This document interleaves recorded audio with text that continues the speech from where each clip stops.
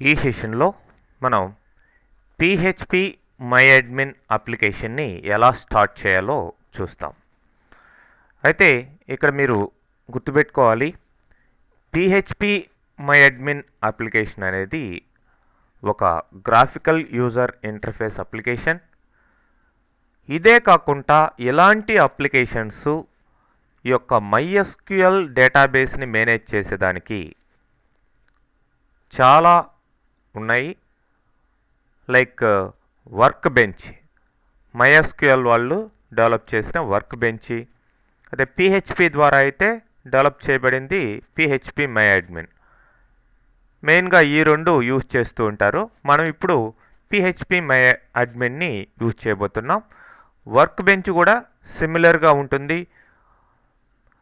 దేంట్లో అయినా సరే డేటాబేస్ని ఏ విధంగా గ్రాఫికల్ యూజర్ ఇంటర్ఫేస్లో మేనేజ్ చేయాలి అనే దానికి సంబంధించిన అన్ని ఆప్షన్స్ కూడా ఉంటాయన్నమాట. మీరు ఈ రెండిటిని దేన్నైనా సరే, ఇవి కాకుండా వేరే థర్డ్ పార్టీ అప్లికేషన్స్ అయినా వేటినైనా సరే ఫ్రీగా డౌన్లోడ్ చేసుకోవచ్చు. జస్ట్ గూగుల్లోకి వెళ్ళి వర్క్ బెంచ్ అని ఇవ్వండి, లేదంటే PHP MyAdmin అని ఇవ్వండి. మీకు ఫ్రీగా డౌన్లోడ్ చేసుకునే, ఇన్స్టాల్ చేసుకునే ఆప్షన్స్ ఉంటాయి. అయితే ఇక్కడ మీకు MySQL స్టార్టింగ్లోనే చెప్పడం జరిగింది. మీకు ఎప్పుడైతే XAMPP మనం ఇన్స్టాల్ చేసామో, XAMPP కంట్రోల్ ప్యానల్ స్టార్ట్ చేయగానే ఇక్కడ నుంచే మీరు PHP MyAdminని స్టార్ట్ చేసుకోవచ్చు. అంటే PHP MyAdmin ఆల్రెడీ మీకు ఇన్స్టాల్ అయిపోయి ఉంది అనే అర్థం అన్నమాట. సో మీరు స్పెషల్గా మళ్ళీ దాన్ని డౌన్లోడ్ చేయక్కర్లేదు. మరి ఇప్పుడు కంట్రోల్ ప్యానల్ని స్టార్ట్ చేసిన తర్వాత అపాచీ సర్వర్ని స్టార్ట్ చేయండి. అట్లనే MySQLని స్టార్ట్ చేయండి. ఇప్పుడు మీరు MySQL ఎదురుగా ఉన్న అడ్మిన్ని క్లిక్ చేస్తే PHP MyAdmin వస్తుంది. అయితే ఇక్కడ కాన్ఫిగరేషన్లో మీరు చేంజ్ చేయాలి. ఏం చేంజ్ చేయాలి అంటే యూజర్ నేమ్, పాస్వర్డ్ చేంజ్ చేయాల్సిన అవసరం ఉంటుంది. మరి ఇప్పుడు అపాచీకి ఎదురుగా ఉండే కాన్ఫిగ్ బటన్ని క్లిక్ చేయండి. ఇప్పుడు మెను మీకు వస్తుంది, కాంటెక్స్ట్ మెను. ఇందులో PHP MyAdmin ఎదురుగా config.inc.php ఈ ఫైల్లో చిన్న చేంజ్ చేయాలి.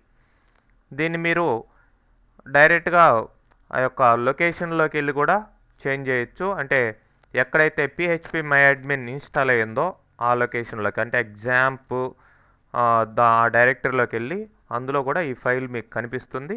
ఎనీవే ఇక్కడ నేను దీన్ని సెలెక్ట్ చేస్తున్నాను.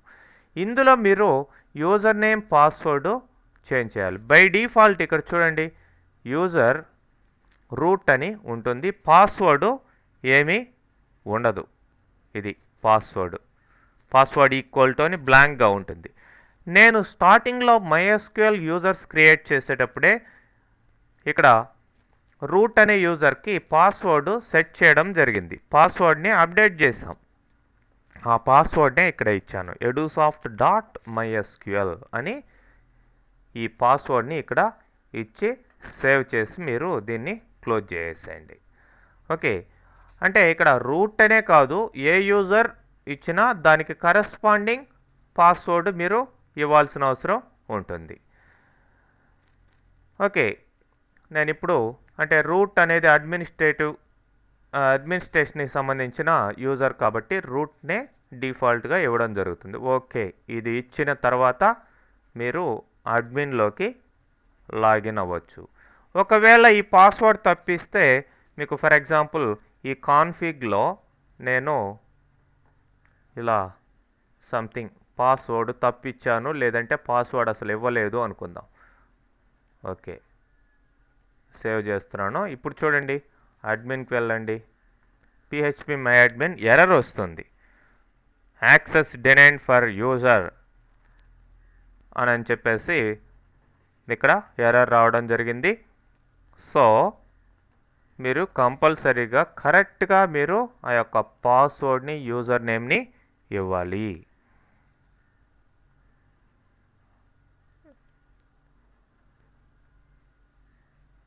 ఎడుసాఫ్ట్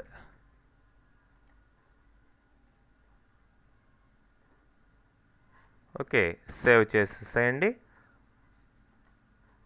సో ఇప్పుడు అడ్మిన్ బటన్ క్లిక్ చేయగానే మీకు పిహెచ్పి మై అడ్మిన్ ఆ యొక్క మెయిన్ ఇంటర్ఫేసు అప్లికేషన్ రావడం జరిగింది. ఇదన్నమాట మీకు డేటాబేస్ని డిఫరెంట్ వేస్లో గ్రాఫికల్ యూజర్ ఇంటర్ఫేస్ ద్వారా ఏ విధంగా MySQL డేటాబేస్ని మేనేజ్ చేయాలి అనే దానికి రకరకాల ఆప్షన్స్ తోటి ఇక్కడ పిహెచ్పి మై అడ్మిన్ అప్లికేషన్ రావడం జరిగింది. మరి ఈ పిహెచ్పి మై అడ్మిన్ అప్లికేషన్ అనేది పిహెచ్పి ద్వారా డెవలప్ చేయబడింది.